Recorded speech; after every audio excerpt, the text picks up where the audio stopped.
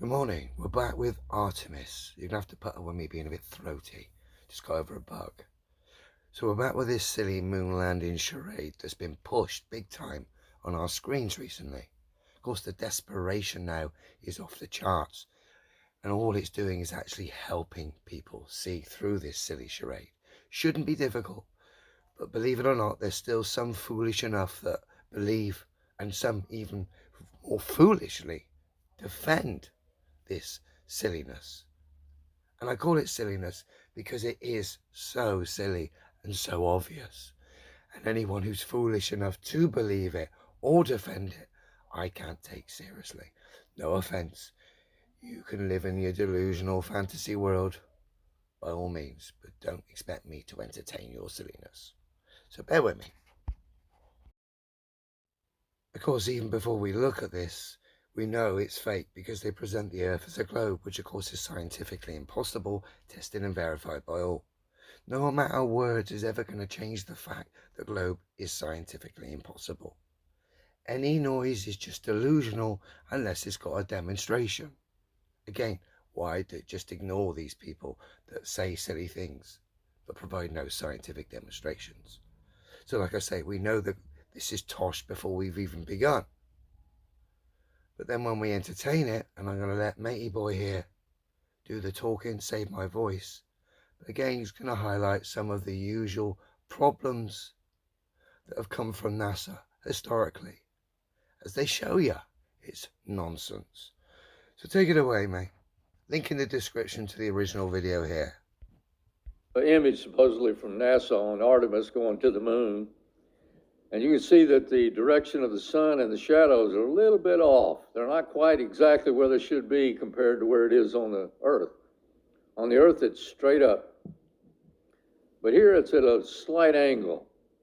There shouldn't be no shadow right there.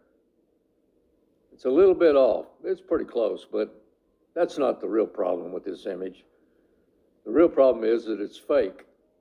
If we go into the layers and adjust the exposure, you're going to see that these images were pasted onto a black background. That is the way an image looks when it's fake. We'll be looking at some other images that are real, and you'll see what happens when they're overexposed. This is not what happens. Those are pasted in. It's fake.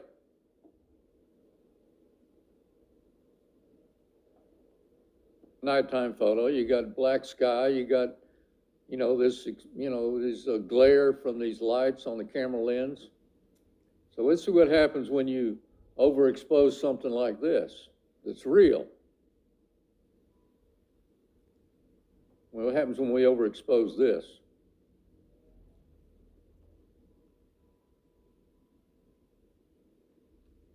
That's what happens, my friends. That's a real image. It's not fake. When you overexpose it, that's what happens.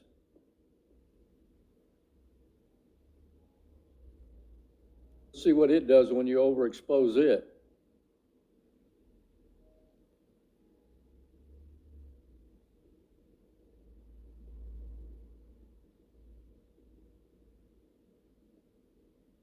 You see what happens to a real image?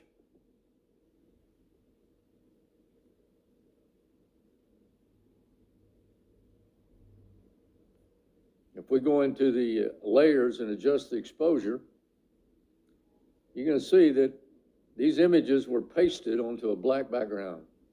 That is the way an image looks when it's fake. Thank you, my good man. As our friend has shown here, yet again, NASA have been caught at pasting their fantasy worlds onto black backgrounds, just like Rob Skiba highlighted many years ago. And no doubt as a result of Rob Skiba highlighting, things got changed. I suspect this will have to get changed to hide the fact they've been caught out yet again.